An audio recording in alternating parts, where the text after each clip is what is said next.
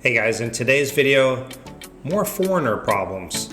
This time, a gentleman who is 76 years old, married, but his wife left him and took his only means of getting his money. Stick around to find out the story.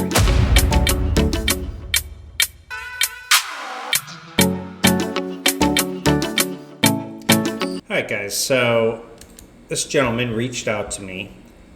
He lives in the Philippines with his Filipino wife. Now, I don't have a ton of information on him, but he reached out to me for some help. And I did try to help him. It ends up that he was okay at the end. We'll get to that later, but let me just tell you what happened first. So I'll show you the email that he wrote me. Now, of course, I grayed out the information for his own protection and privacy. But so he says, my name is... I'm a retired American living in the Philippines. I'm married to a Filipina. She left and took my U.S. Social Security card. I have no money, no access to my card. I'm 76 years old. I'm staying with a friend, but she is leaving the Philippines for 3 months. I'm trying to get a new card so I can block the one she has now. But I don't have access to any money. I was hoping that maybe some of your viewers might help until I can get the funds coming to me. I've seen them do it before. I know this sounds like a scam or something, but it's not. I won't last very long once living on the street. No money, no food, nobody that gives a dang. This is my desperate plea for help from my fellow countrymen. If anyone can help, my phone is this, my email is this. So that was the email that I got. And I was in Thailand when I got this email, so, I reached out to him, and I don't normally get involved into something like this.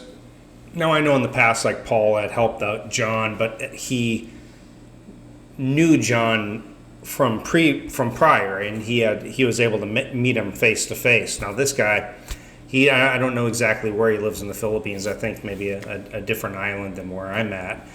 And so without knowing somebody or meeting them or seeing them face to face, you just never know if it's a scam or not. So I did email him, but I want to go over some mistakes here. Now, 76 years old, is that too old to come and move out to the Philippines? No, you can come out at any age if you've got the financial means. Now, the big concern for me when I read it was that he has his money going onto a card. Now, I believe in the U.S., your Social Security, you can choose to have it put onto like this debit card.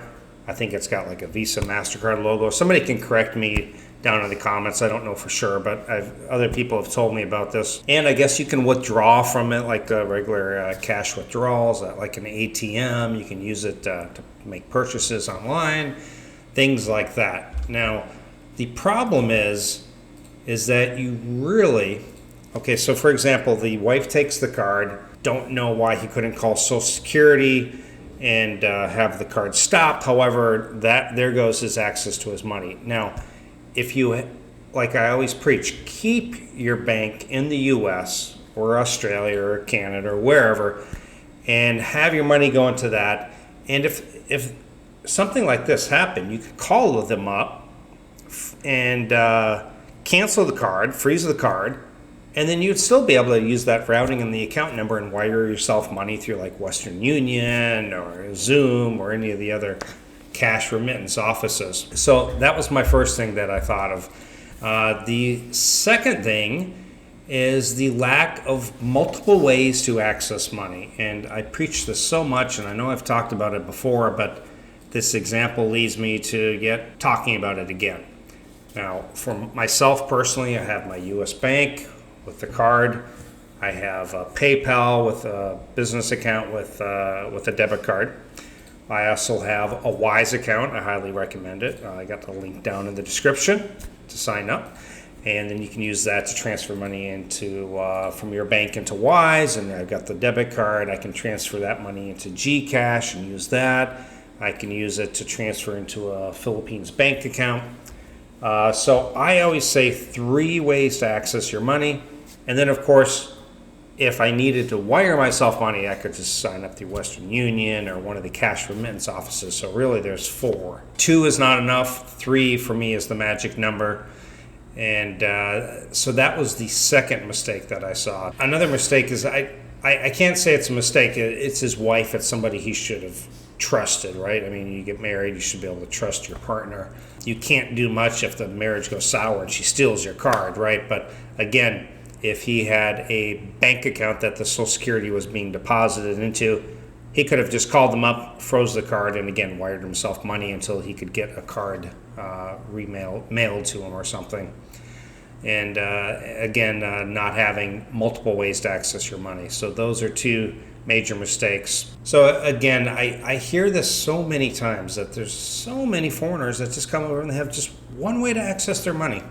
And this has happened to me, and I'll tell the story again. But I came over here and I had one bank card, and it expired. That was a mistake on my part. I moved to the Philippines, and literally I think it was a year later, but I probably should have even contacted the bank and said, hey, I'm going to be traveling for the next year or so.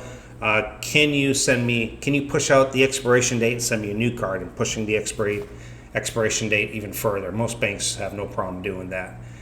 So I should have did that, but I didn't. And the card expired. I called them up, and I have USAA, which is a bank I highly recommend if you're like ex-military and American, and because they will refund ATM fees. They're very easy to work with. They're used to people being overseas. They have no problem, with foreign transactions, And anyway, they mailed it to me, and I never received it. So that was the first time. I went through the Phil Post. Second time, I had them FedEx it. Now, I think this might have been a mistake on my part, but I never got it delivered, and I never got any notification. I probably should have found out exactly where the FedEx office was and tried to locate it, but I didn't. And then what happened is I actually had a friend who was coming out to the Philippines, luckily, and I had it mailed to him, and he hand-delivered it to me. So I was lucky in those regards. Now, what I did in the meantime, though, is luckily I had the routing and the account number, and I set up an account with Remitly. Since then they froze my account. They said suspicious activity for whatever reason, getting too much money, referring too many people, whatever the reason. And at least I was able to get money. And so again, you just don't know. Also, keep one card in your wallet at a time. Don't carry all 3 of your cards in the wallet at one time. Carry one card. And then again, I recommend one of these wallets. You can find this on my Geo Essentials, which is down in the description. But it's got the little button here on the side, and I've showed this before in another video. You push the button, cards come out. You shake it, doesn't come out, locks back in. And I highly recommend these. It's on my Geo's Essential list down in the description, along with a Wise account, which I highly recommend. And protect yourself. Don't carry all your cards with you at once. Keep 2 cards at home, locked up, and from there, you're safe. One card, girlfriend steals, the card gets eaten by the ATM machine, or somebody robs you. I've never been robbed in going on 7 years here in the Philippines, so I'm not suggesting that will happen. In fact, I find it safer here than I do in the United States, to be honest. But I don't carry all my stuff with me. I have multiple ways to access my money. And again, if you are having money from pension, Social Security, whatever, going to like a card or something, don't close your bank from your home country. Keep that bank open. I do want to mention that this gentleman has reached out to me, and he says now the police is involved. The police were involved, and he got his card back, and it looks like he's okay. But I actually hope he watches this, because I hope he's learned a lesson here. I hope he finds different ways to be able to access money. It's not even a bad idea, even if you, besides Wise and PayPal, I thought about opening up a second bank account you know, when I go back to the U.S., but I don't really feel like I need to do that at this point. I'm pretty safe and secure with 3. Plus, I could do cash remittance as a 4th option even. So anyway, questions, comments, let me know down below. But I did reach out to him. I was trying to help him. Like I said, I was on vacation in Thailand when this happened. But it looks like he got it all figured out, luckily, at 76 years old with no means and no money. That's a bad spot to be in. You don't want to do that. You don't want to be overseas with no safety net. You know, if you're in your home country and you had a problem like this, you can march right into the bank and things could be taken care of, or there's support systems in place. But here, you really almost got to rely on yourself sometimes. This guy should have been able to rely on his wife, but his wife stole his card. So sometimes you do have to. You got to put safeguards in place and protect yourself. So anyway, let me know what you guys think down in the comment section. And guys, if you want to help support my channel, consider going over to my Patreon account, patreon.com/Geo in the Philippines. Sign up and get access to more than 80 additional videos only found on my Patreon account, and get access to special benefits also. Or you can also check out my YouTube membership by clicking the join button under any of my videos. Thank you so much. See you guys next time. Bye.